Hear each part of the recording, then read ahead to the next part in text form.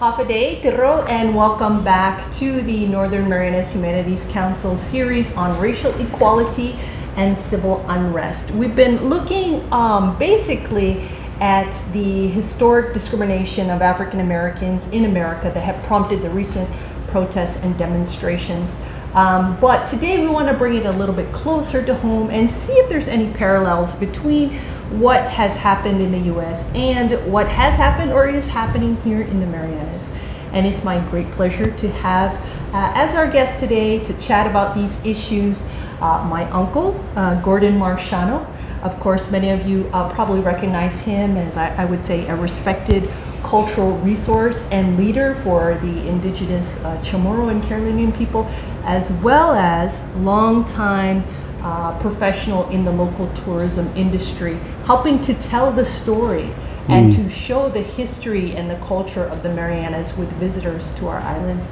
Uncle Gord, thank you for choosing to chat with us today. Well, he is so care for inviting me. So let's start off with, what are your thoughts about what we're seeing in the media and social media about what's been happening in the U.S.? I got a little bit mixed feelings with what I was seeing on television, because I grew up somewhat just like the whites and the blacks around here. But then you see that the protest is going somewhat, it's not anymore about how you know, social justice and all of that. You got other stuff going on right now. I mean, even here at home, where it really, you know, hits hard. At times, we don't go out and start breaking things and things like that. But I hope that they do get the result that, you know, how all of this started, besides all that breaking stuff and things like that. I think it's true. I mean, there are people who are protesting because they legitimately believe that there is justice that is still lacking and needs to be done. And then there are people who are just angry, a lot of pent up anger. And then there are probably some troublemakers out there as well. And it's very easy for everything to kind of look similar. So I think it's important to consider exactly what's happening and the motive behind the different things that are happening around this issue in the United States. Here in the Marianas, I guess a lot of people would say it's not exactly, we don't, of course we have a different history from the US. Our situation, our history is different from the US, but are there any parallels you feel that we can learn from or should take into consideration from our own history? I had shared when I started off as blacks and whites, because that's how I felt growing up in our small island. You know, to have a last name Marciano, you know, the Rafalos community know you as a Carolinian. Okay. But when you're speaking and sitting down, culturally speaking, and when you have a Chamorro mother, then matrilineally, you are a Chamorro. Ah, matrilineally, okay. Yes. So growing up, you find yourself in a room where, you know, classmates would tell you you're not a Chamorro or you're not a Carolinian. Wow, how did that make you feel? Lost. Really? In between. I mean, to the point where you came home and you really asked what's going on. And because as you were growing up, you see a lot of stuff like name callings, how Chamorros used to call the Carolinians like sawdy, dirty, those kind of things, degrading names like that. So, you know, you come home, nobody talks about it, right? They just say balamita or parafa. Doesn't matter. Doesn't matter. Yeah. Just have respect. Just have respect. Yeah, okay. That's all. Just have respect. But, you know, if the question is to compare us to the United States, I think it was true that teachers, Peace Corps teachers that came here that actually started seeing and listening to to the language and the conversation, and you started hearing that that's not right, that's Really? not bad. And I know my classmates are going to laugh that I grew up with in third grade, and if they're listening, then they will always remember Mrs. Fannin Steele, Peace Corps teacher. Peace Corps teacher. Okay. Mrs. Fannin Steele is the one that actually showed us what is prejudice. How did she teach So- that lesson? The lessons were separating us that were good friends, that were high, these are the most popular against this, mixing them up. So you have one day of that confusion where I wanted to be with my friends and you just couldn't be with your friends because there was a lesson to be taught. Okay. And then, Yeah, go ahead. then you had long hair, and the short hairs. Mix them up again. So all of those was pretty much building up to making us understand that what's happening at your age is not right.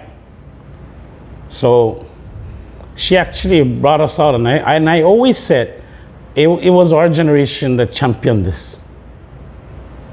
Championed this to stop this, name callings and degrading each other, because we started now to understand. How do you think those kind of little in-class experiments your teacher did changed your class or changed you? It changed me in a way that made me understand that, we're just people. We're just students. What happens in school and what happens outside in the community is so different. In school, you're becoming to know as just peers, as one.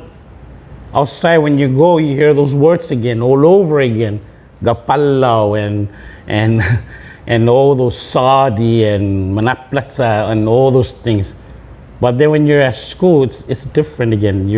The teachers are bringing you to understand that we need to respect one another. We need to be talking to one another and not just, get mad and then you start discriminating by calling again that word, babangapalo, or, you're a dirty person, like that. So all those things, opened up our eyes and made us understand that it's not right. So you're going to catechism. I mean, catechism back then, was really strict.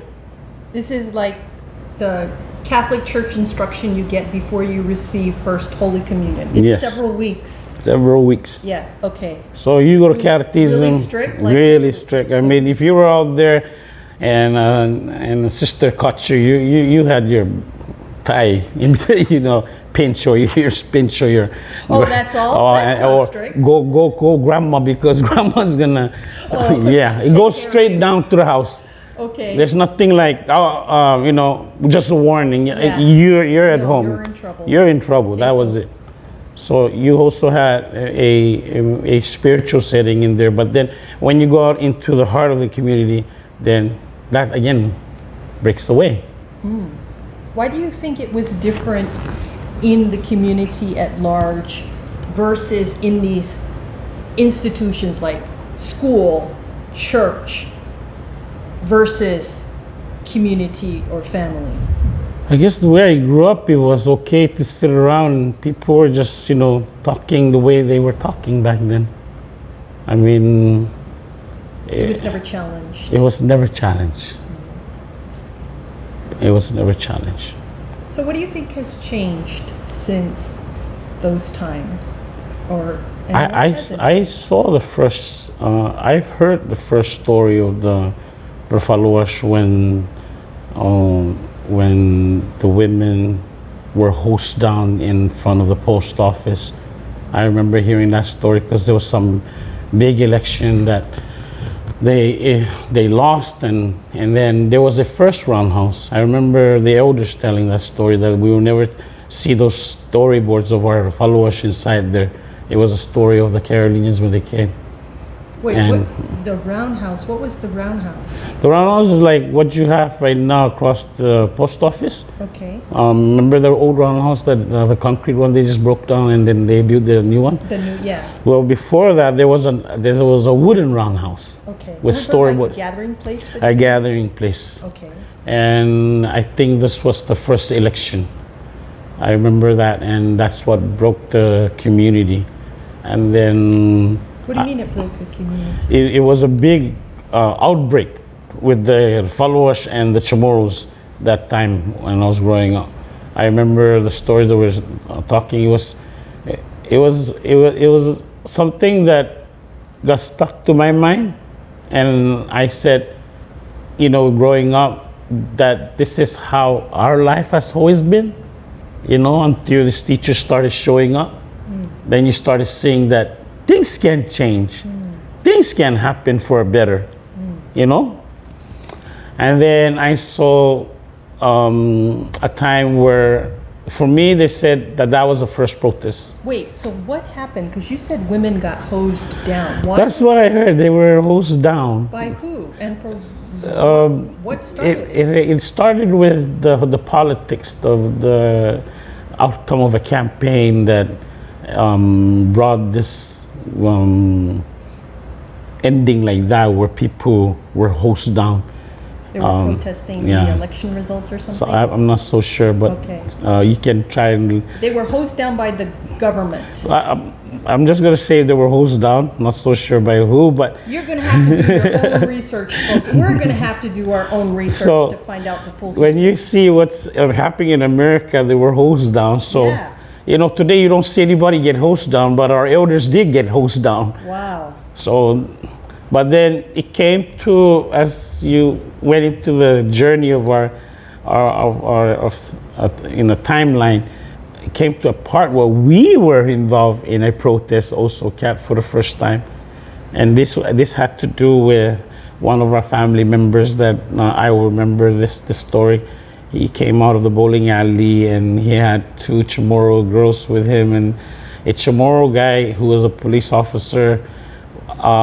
Jealousy was the term that was used, but he said he tried to scare him by shooting the bullet, and then it hit the ground and it ricocheted and it went into his shoulder.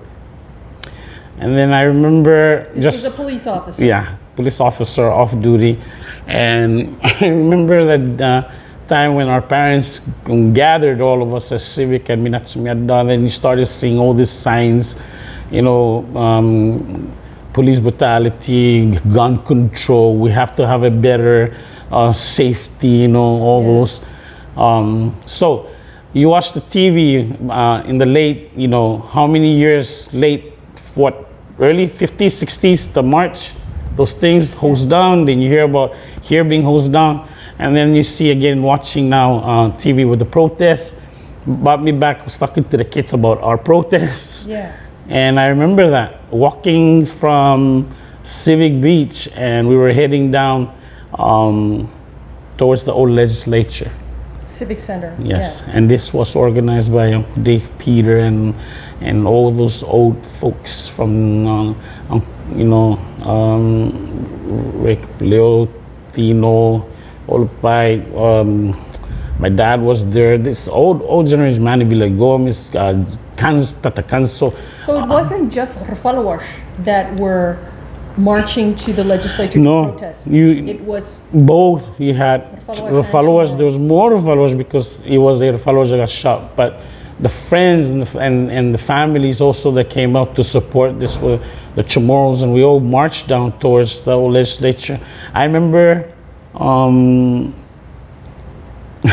Uncle Herman Guerrero. I don't know if he was ascended back then but he was on top of the, you know, where the speaker was. okay.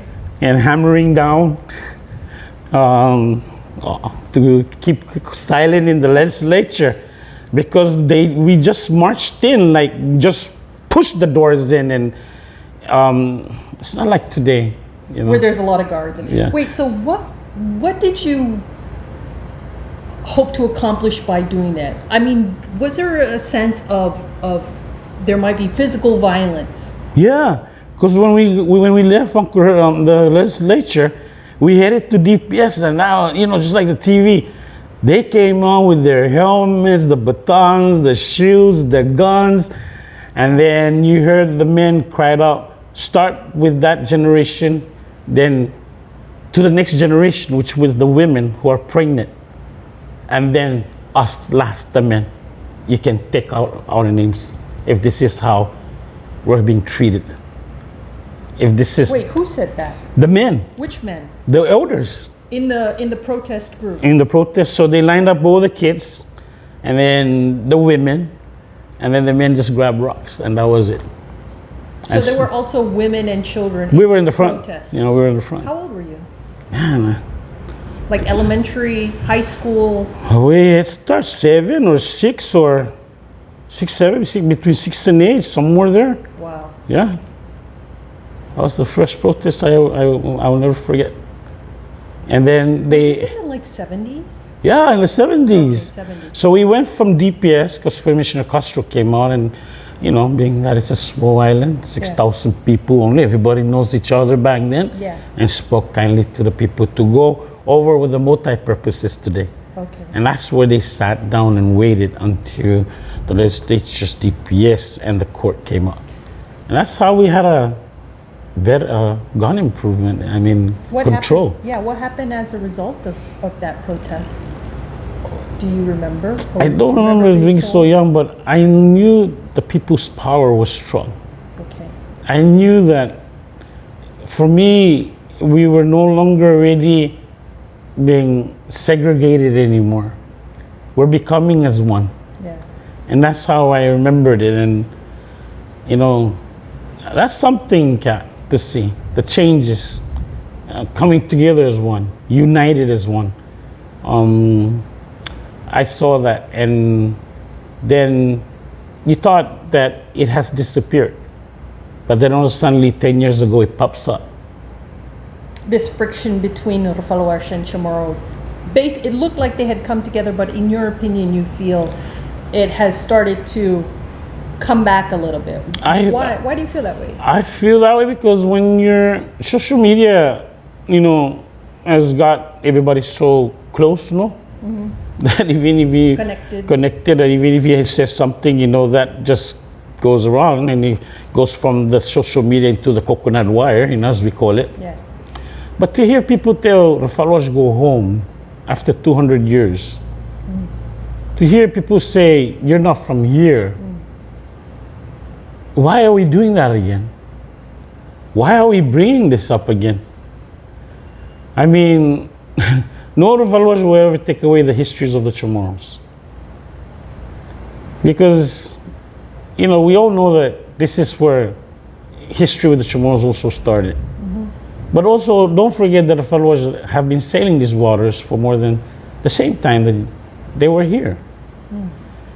And, as much as our elders try their best to bring and unite them, I think we got to really get it where we have it today, from that changes with from the protests, with seeing that we were becoming united. And then, we were glad also that they had established the office of CAO, because we were a minority. And I remember how proud the elders were that we have an office that will protect the minorities of these islands. And this is part of the actual constitution of the CNMI, is to have the executive assistant for Carolinian affairs. Maybe the creation of the office came later, but there was, because of the concern, I believe, that the Rufaloash could be unheard at the creation of the Commonwealth in the Constitution they provided for this.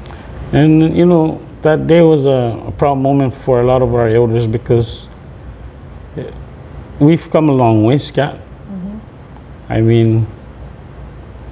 I don't see why the Chamorros have to come out like that and tell us or tell the people.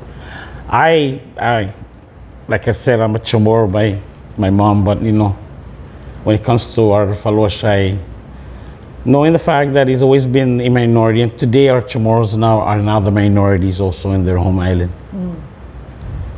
You know, but the beauty of it, the respect that we have.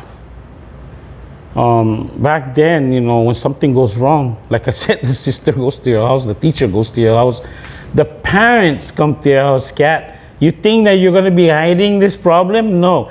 Parents and parents meet up. And there was no saying like, what's wrong with your kid? They actually sat down and talked what happened and decide what would be the best discipline for both kids. Not just one kid. And, you know, disregard it. That's how it was back then. I mean, if you went out, Kat, 5 of you went out, one did something wrong, 5 of you got spanking. Not just one. It seems so undemocratic and unfair, but I kind of like that. I kind of think it helps with peer pressure. So, you know, like, you know, the 4 of you be like, hey, don't do that, you know, dang, like that. You all hold each other accountable because you're all going to get in trouble. Yeah. If one of you gets in trouble. Because 6,000 people, like I said. And everybody knew each other Yes, at that time. everybody knew each other at that time. So you were talking about how if you had a conflict with somebody, you could go and you would go and talk to them face to face. So probably in a democracy or in America in particular, the protest is the way to show your unhappiness with something. What would you say is the traditional approach if you are unhappy? And like, I don't even know if there is still a traditional way. We're a democracy, we're modernized, but there's also a lot of value in our traditional way of doing things. So in the old days, okay, you had this protest. So in the old days they had protests. But what is the heart of showing your dissatisfaction with something in the community that is wrong?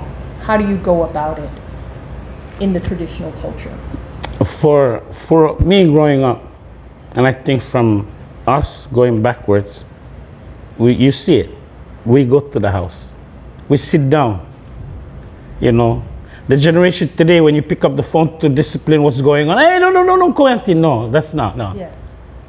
To this day, I say from here, going backwards, it's going to be always be like that. No matter, even the most smallest argument, we pick up a phone.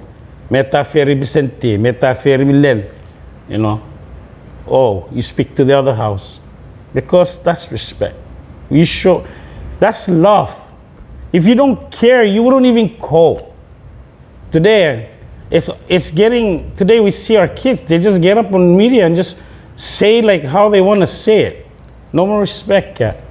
And that's how it gets so unfiltered that to the point where families break.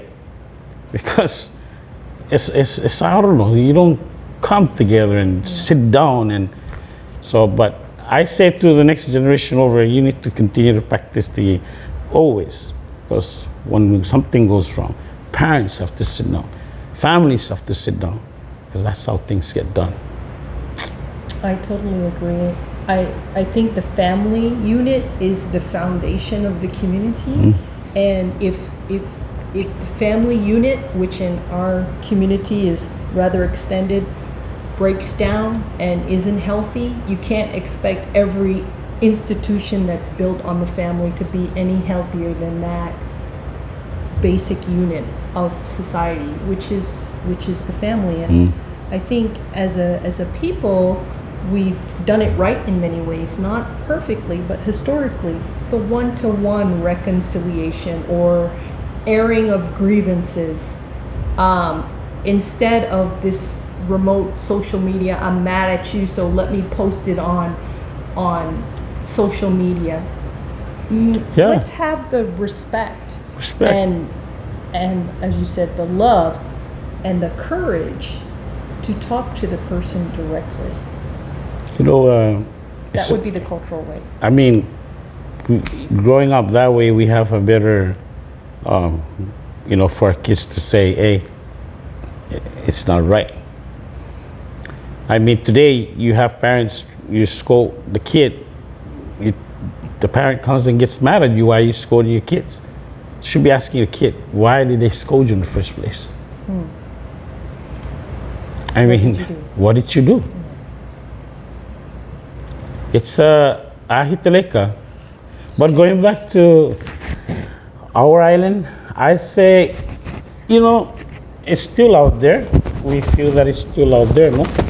But at least, you know, if you take it and you put it on an educational setting, because nobody will ever take away what's the Chamorro history of it.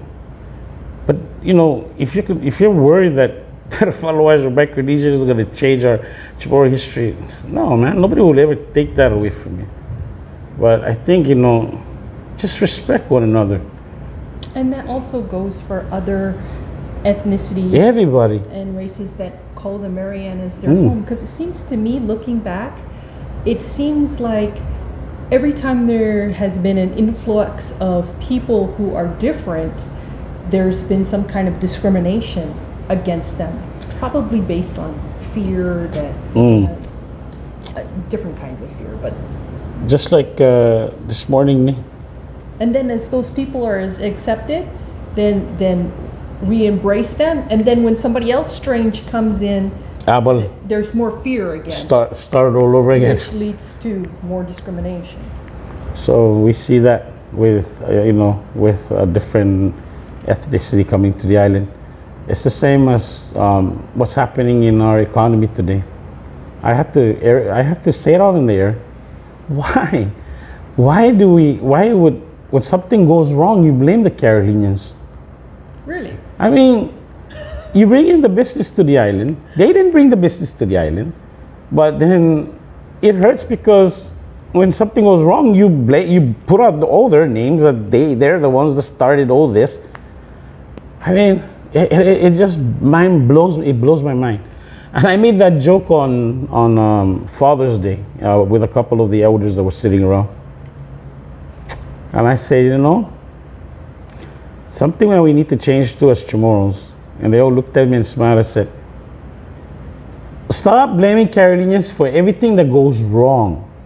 Because every time we wanna change the island, we wanna change the island's setting, we tend to use their followers, and then when something goes wrong, we blame it on them.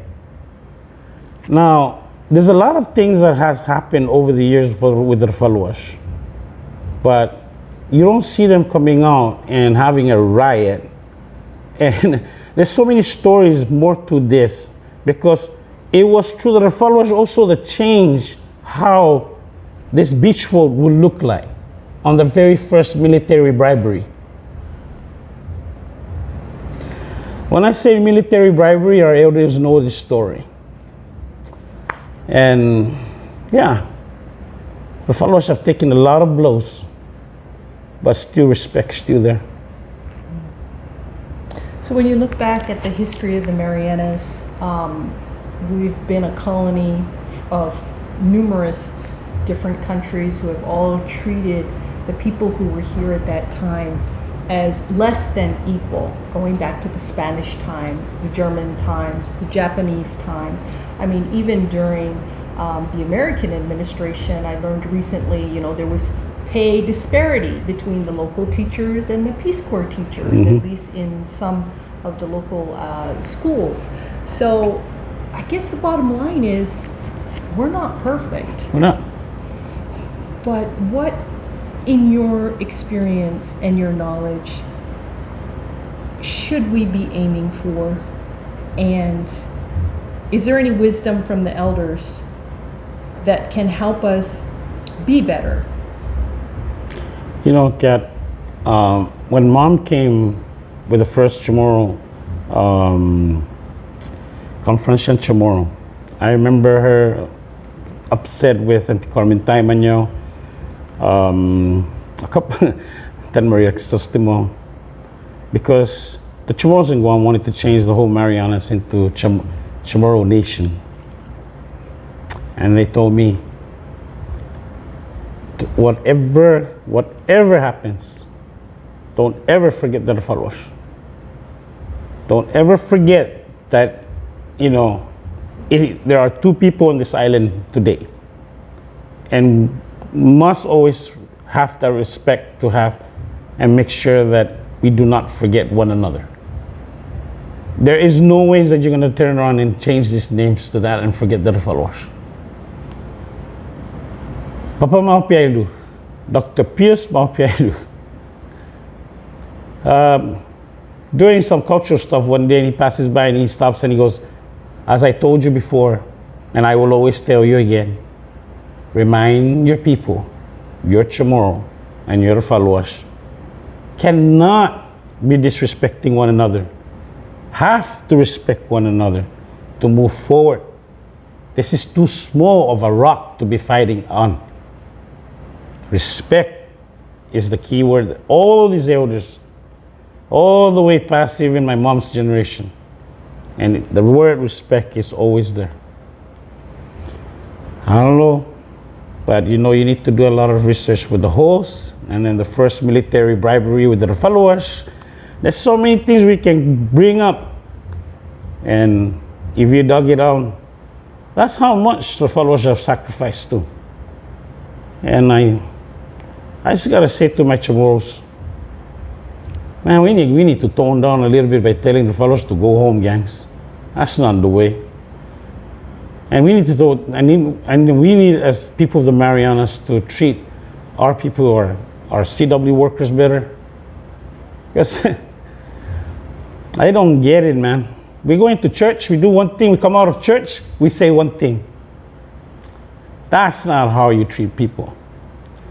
CW is also part of our lives. They really, really build all of this, all throughout this islands, and we should never forget them. And I'm going to tell you, please have respect. Nasha? That's it. You know, when you talk about the virtues that are important for the Chamorro and the Carolinian people, it's respect. And for me, I really feel that's actually one of our greatest strengths. And you can see what happens when people who are different respect each other.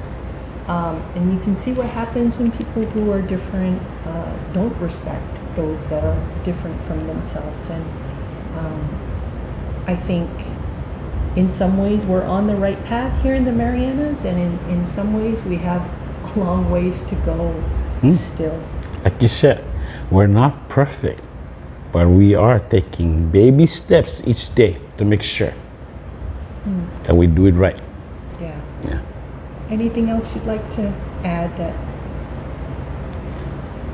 well, you know, we see it's everything that's happening around us, and the beauty of being on an island is that we all know each other. And knowing the fact that we all know each other, all I ask is, let's just, be kind to one another, respect one another, and we continue to move forward. And we'll do good, honestly. We've come a long ways. Just a little bit, sometimes we get off the track, but we need to get back on track. Well, we've been talking today about the issue of racial equality and civil unrest from a local perspective, what has happened here in the Marianas, how we have dealt with things that create civil unrest, whether or not it's been successful. It's really been interesting. I think a lot of people didn't realize that we had riots, protesters breaking into the legislature. Not that we condone that, but that's pretty interesting. We didn't break in. We busted in. We walked in the door in nicely. Nicely. It was open. They just pushed the door open. Nicely. We've been chatting today again with Gordon Marciano and Uncle Gordon, and again, we'd just like to say that our opinions are our opinions, not those of the council. You are also welcome to share your thoughts and perspective. And the whole purpose of this series is to facilitate a deeper understanding and an educated discussion on the issue. So we just encourage people to respectfully share your thoughts and opinions, even if they're not the same as others, and as you said, to respect also the opinions of others. What? God. Thank you. Sis Marcy. Thank you. Sis Marcy. Well, We'll see you next time.